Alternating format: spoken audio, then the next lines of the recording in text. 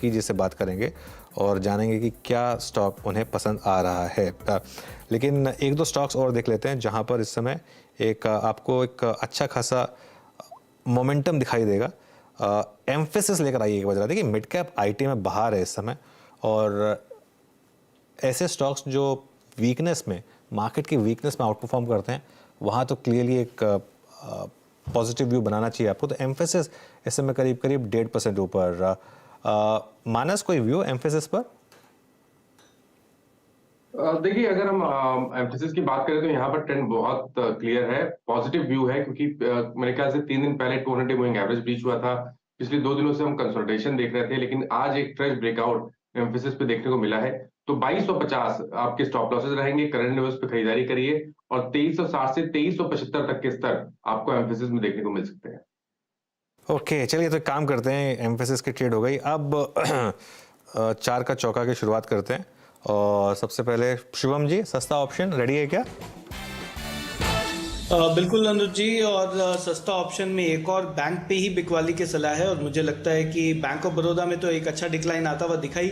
अब उसके बाद बंधन बैंक पे एक बिकवाली का ट्रेड बनाना चाहिए। तो 230 के स्ट्राइक का जो पुट ऑप्शन है मार्च सीरीज का 7.4 पे अभी ट्रेड कर रहा है। इस पुट ऑप्शन को खरीदें, यहाँ पे एक स्टॉप लॉस मेंटेन करें 5.5 रुपये पे, और 11 रुपये तक का मुझे लगता है टारगेट इस पुट ऑप्शन के लिए आता हुआ दिखेगा। तो सिलेक्टिव बैंक्स में ब्रेकडाउन है, और बंधन बैंक का एक फ्रेश कैंडिडेट हो सकता है एक शॉर्ट ट्रेड बनाने के लिए। बिल्कुल, बंधन बैंक। और देखिए अब सारे ऑप्शन ट्रेड्स आपको मार्च के लेने होंगे, क्योंकि फरवरी के ज़्यादातर ब्रोकर सब आपको लेने नहीं देंगे, और एक तो फिजिकल डिलीवरी मार्जिन्स लगेंगे, इसके लिए मार्च के ऑप्शन सब आपको सजेस्ट किए जाएंगे। लेकिन यहाँ पर एक क्लियर कट आपके लिए अप्रोच है। बेसिकली बैंकिंग स्टॉक्स वीक हैं, और वहीं पर आपको अपॉर्चुनिटीज़ ढूंढनी है सेल करने के लिए। चलिए अब चलते हैं एफ एन ओ सुपरस्टार के लिए राजेश पालवी जी के पास। राजेश जी, आपकी ट्रेड। अनुज जी, सीमेंट सेक्टर पे फोकस है, और हमें लगता है यहाँ पे जेके सीमेंट फ्यूचर पे फोकस करना चाहिए। जिस तरीके से जेके सीमेंट के स्ट्रक्चर बने हैं, यहाँ पे हमें लगता है ये मोमेंटम कैरी होते हुए दिखेगा। टुवर्ड्स एक्सपायरी स्टॉक अपने हाईएस्ट टेरिटरी पे ट्रेड करते हुए दिख रहा है। तो हम यहाँ पे प्रोजेक्ट कर रहे हैं इसके टारगेट आना चाहिए करीब 3000 से 3020 तक के। स्टॉप लॉस रखेंगे करीब 2925 के आसपास।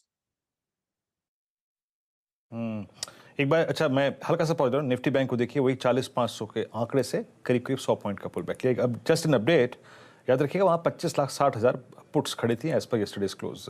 तो वो एक लेवल है महत्वपूर्ण, 40,500 वहीं से अगर आप देखें अभी अभी करीब करीब 110 पॉइंट का पुल बैक आया। कविता जी के पास चलते हैं अगले ट्रेड के लिए, और चार का चमत्कार वही आज प्रस्तुत करेंगे। कविता जी, क्या पिक किया आपने? सो वीरेंद्र जी, मुझे लग रहा है एचयूएल पर ध्यान देना चाहिए। एफएमसीजी पैक से Hindustan Unilever in the first 15 minutes एक हैमर फॉर्मेशन बनता हुआ दिखा है, और अपने 200 डेज मूविंग एवरेज को रीगेन करने की कोशिश कर रहा है ओवरसोल्ड टेरिटरी से। मुझे लगता है 2520 के स्टॉप लॉस के साथ इसमें एक बाय ट्रेड इनिशिएट करना चाहिए। Upside is open up to 2562 2575 के लेवल्स के लिए। और डिस्क्लोजर, ये पर्टिकुलर ट्रेड हमने हमारे क्लाइंट्स के साथ भी शेयर किया है। ओके, हिंदुस्तान यूनिलीवर आपकी स्क्रीन पे से बाय। और मैं कल इनफैक्ट कल इसका चार्ट देख भी रहा था, एक सेकंड रखिएगा।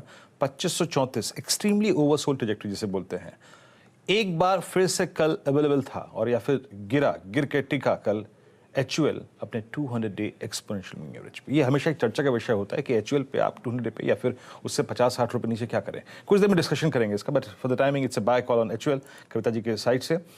नरेंद्र सोलंकी जी के पास चलते हैं आज का मिड कैप फंडा समझने के लिए। नरेंद्र जी, क्या पिक कर रहे हैं आप? Good morning.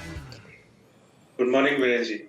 जी, अभी मैं सुन रहा था आपके शो में क्लाइमेट की बात हो रही थी, तो हमारी जो आज की कंपनी है वो क्लाइमेट से ही रिलेटेड है, और कंपनी प्रोवाइड करती है अपने इंजीनियरिंग सॉल्यूशंस इथेनॉल ब्लेंडिंग के पर्सपेक्टिव से।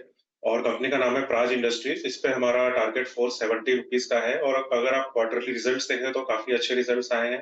कंपनी की 3400 की ऑर्डर बुक है, जो कि ऑल टाइम हाई है, और अराउंड 900 टू 1000 करोड़ का क्वार्टरली ऑर्डर इनफ्लोस है, और इसी के साथ 1 ईयर की विजिबिलिटी ऑर्डर बुक से हमको मिलती है।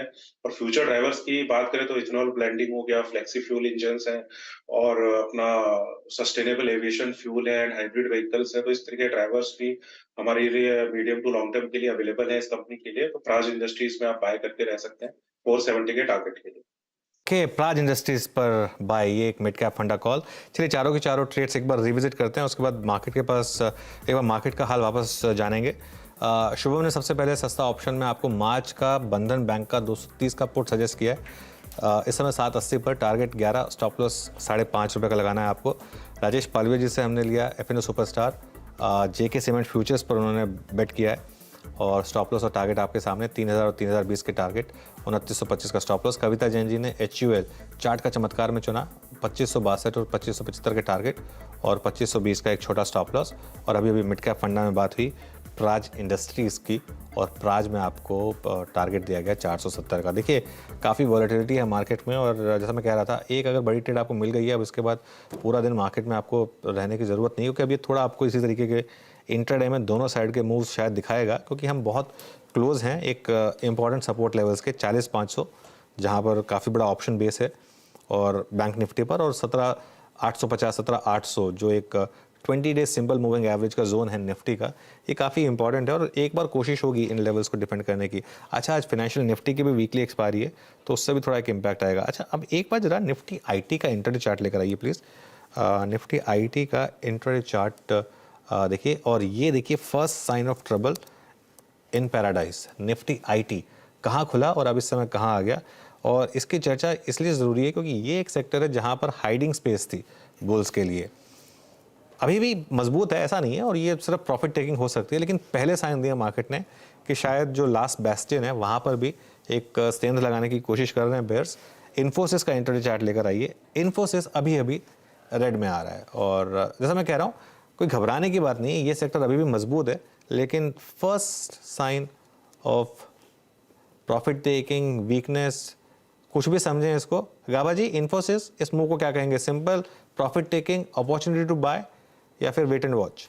आई थिंक वेट एंड वॉच है, या फिर अपॉर्चुनिटी तो बाय नहीं है, लेकिन